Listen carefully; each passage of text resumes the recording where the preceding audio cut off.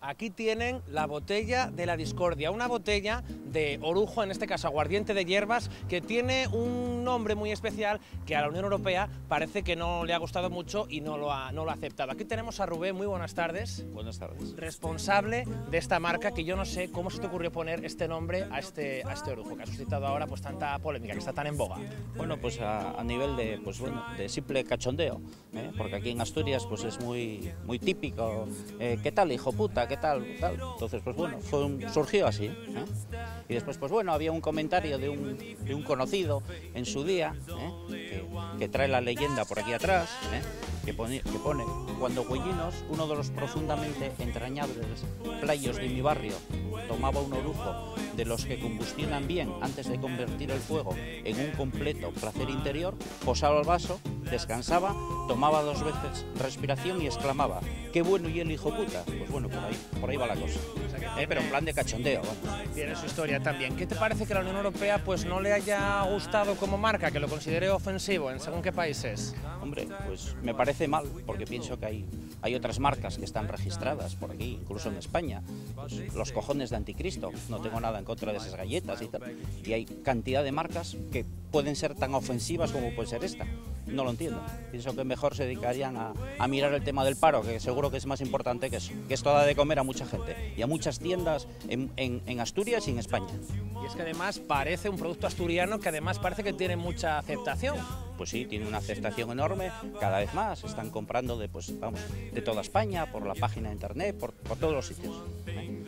No es el único producto que tienes así un poquitín original. Aquí tenemos alguno detrás que, por ejemplo, tenemos ese pacharán que te den por él, ahí lo tenemos, y otros también como chambiaes de chochinos, tenemos varios. ¿De dónde surgen estos nombres tan originales y también polémicos, en según qué caso, Rubén? Pues debido a que las tiendas, la demanda de ellos que tienen, claro, después de tener el hijo puta y vender lo que venden de hijo puta, pues empiezan a decir: oye, pues tienes que sacar esta marca, tienes que sacar esa otra marca.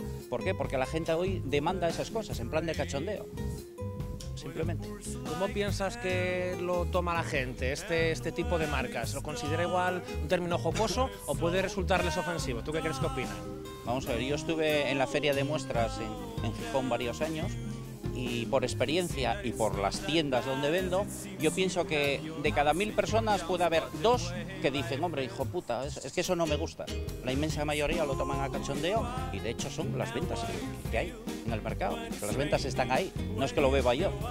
Bueno, pues Yo pienso que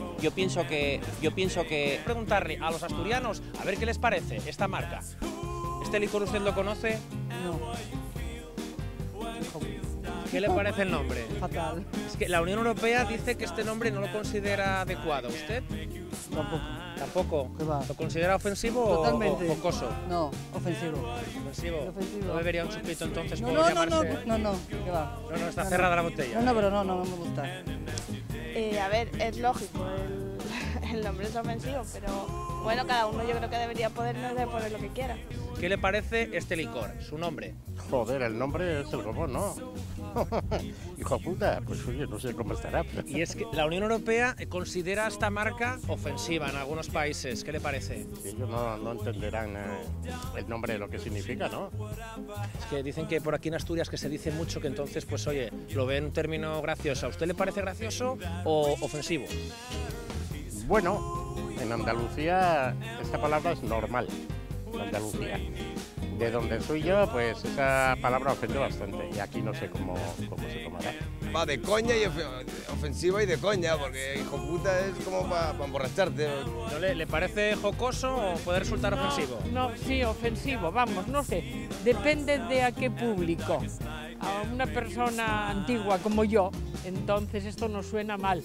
A los modernos quizá les haga gracia, no lo sé, pero a mí no me hace gracia. Las palabras malsonantes no tienen ninguna gracia.